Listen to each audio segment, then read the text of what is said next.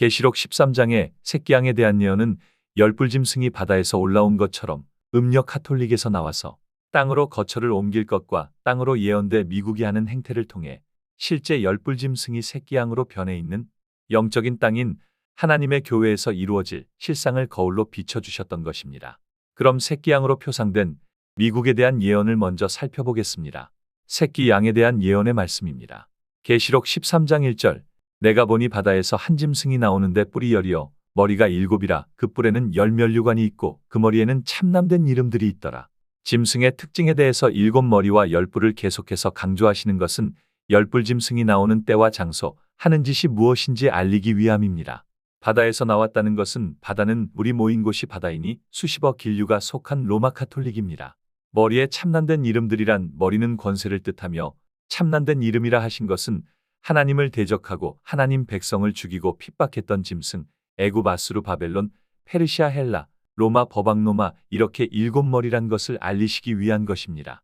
10뿔은 그냥 짐승에서 기괴한 짐승이 되는 시기를 말하며 때는 로마가 10개로 분열된 버방노마 때며 기괴한 짐승은 세상 권세뿐 아니라 하나님 계신 성전에서 광명의 천사로 가장하여 영혼을 죽이는 적그리스도로 있는 것입니다. 11절 내가 또 봄에 또 다른 짐승이 땅에서 올라오니 하였는데 땅에서 올라오는 짐승은 이전에 바다에서 나온 열불짐승이며 땅인 미국을 통해서 영적 땅인 하나님의 교회에서 이루어질 것을 그림자로 또는 거울로 비치셨던 것입니다. 계시록 13장 11절 내가 봄에 또 다른 짐승이 땅에서 올라오니 새끼 양같이 두 뿔이 있고 용처럼 말하더라. 짐승이 땅에서 올라온다 하였는데 땅이라 함은 많은 사람이 모여 있는 곳 로마 가톨릭이 바다이니 로마 가톨릭과 멀리 떨어진 사람이 없는 곳이 땅인 것이며 1620년 102명의 청교도들이 메이플라워호를 타고서 신대륙 미국을 발견하였던 것입니다.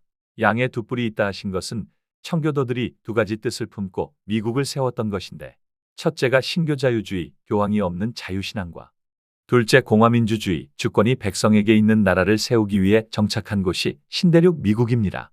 하지만 용처럼 말한다는 것은 현재 미국은 일요일 휴업령, 크리스마스, 종교연합운동 등 카톨릭이 하는 것을 그대로 하니 용처럼 말하고 있는 것입니다. 계시록 13장 11절 내가 봄에 또 다른 짐승이 땅에서 올라오니 새끼 양같이 두 뿔이 있고 용처럼 말하더라. 그가 먼저 나온 짐승의 모든 권세를 그 앞에서 행하고 땅과 땅에 거하는 자들로 처음 짐승에게 경배하게 하니 곧 죽었던 상처가 나은 자니라. 큰 이적을 행하되 심지어 사람들 앞에서 불이 하늘로부터 땅에 내려오게 하고 미국이 세계 최초 핵무기를 통해 1945년 8월 히로시마와 나가사키에 핵포탄 투하한 것으로 이루어졌으며 새끼양의 이적으로 대한민국이 1945년 8월 15일 독립을 하게 된 것입니다.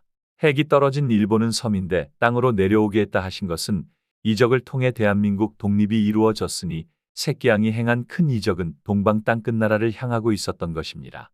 분명 육적인 땅으로 표상된 미국이 영적인 땅인 한국을 도와 독립을 이룬 것이 당연한 것처럼 여겨질 수 있으나 땅이라고 한 미국은 더 이상 땅이 아닌 용처럼 말하는 열불 짐승의 나라가 된 것이며 새끼양처럼 하고 있지만 그 속은 열불 짐승임을 성경은 증거하고 있는 것입니다.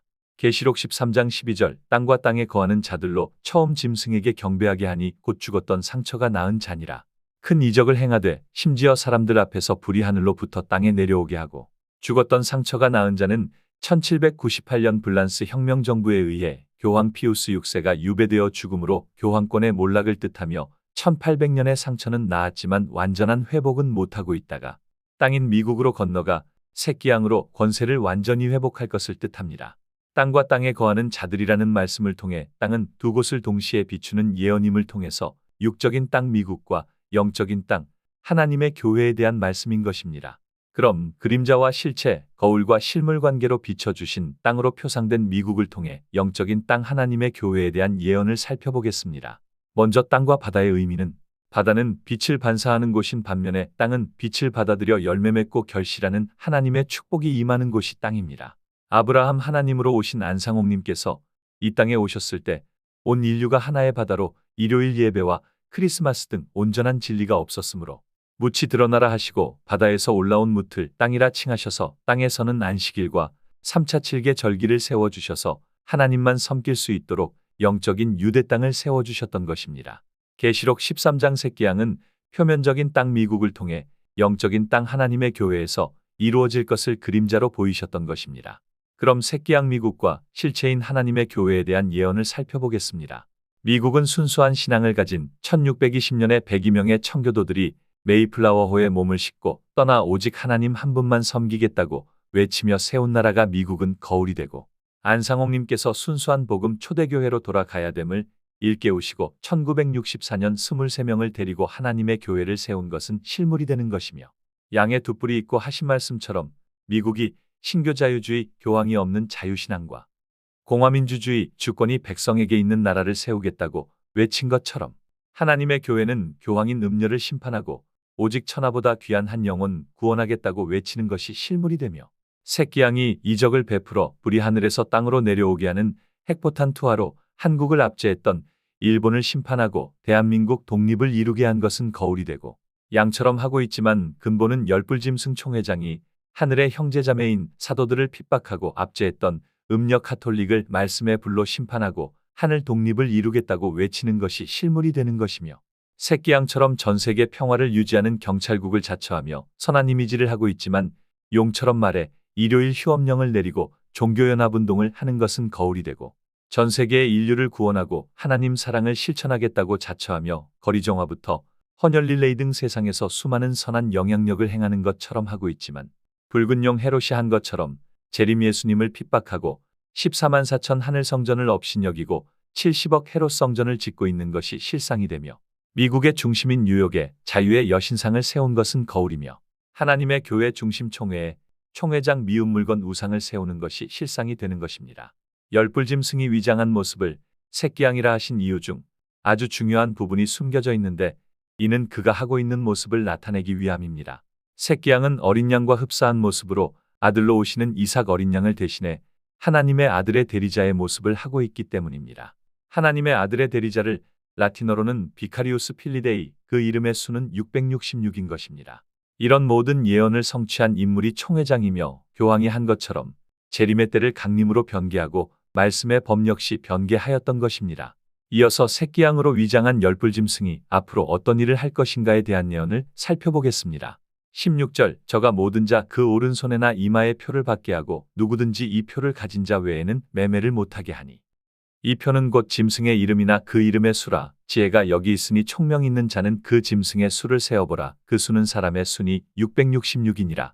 하나님께서는 당신의 백성들에게 내 백성이라는 표를 이마에 새기시듯, 짐승도 하나님을 따라해 자신의 표로 된 종이라는 표시를 낙인을 찍듯 이마나 손에 짐승의 이름을 새기는 것입니다. 열불짐승에서 새끼 양으로 지금은 거룩한 곳에 서 있는 가증한 미운 물건 총회장이 666 짐승입니다.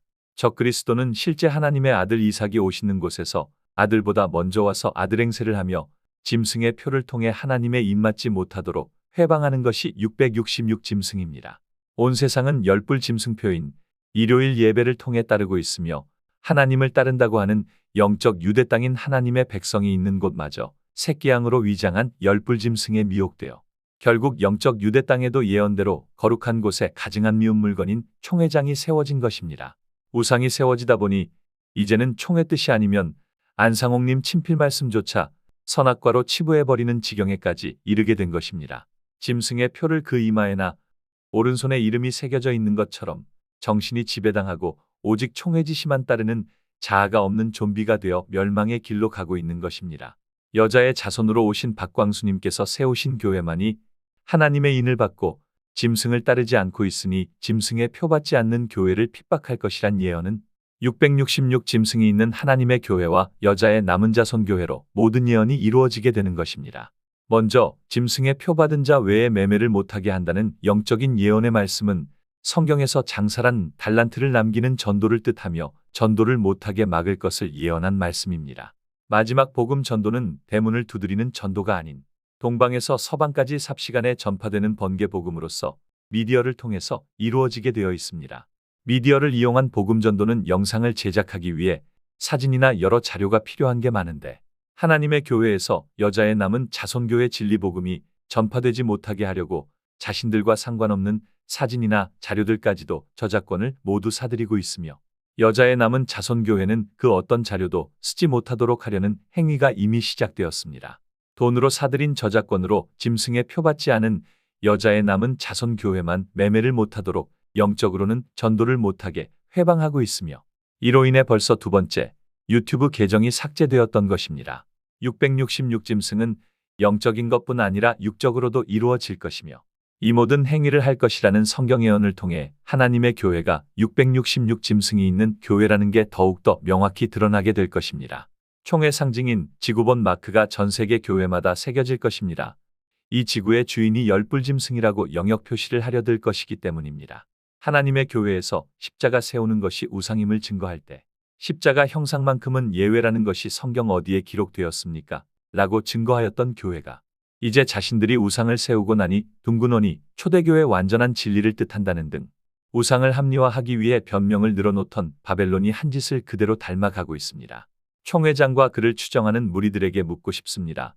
성경에서 둥근 원이 초대교회 완전한 진리를 뜻한다는 말씀이 성경 어디에 기록되었으며 또 지구본 마크 형상을 만들어 교회 내부와 외부에 세우라는 말씀 역시 성경 어디에 기록이 되었나요? 둥근 원을 핑계로 교황이 좋아하는 둥근 태양을 그리고 싶은 것은 아닌지도 묻고 싶습니다. 부디 666짐승 총회장의 표가 아닌 박광수님의 하나님의 인을 받고 마지막 재앙에서 구원받으시길 바랍니다.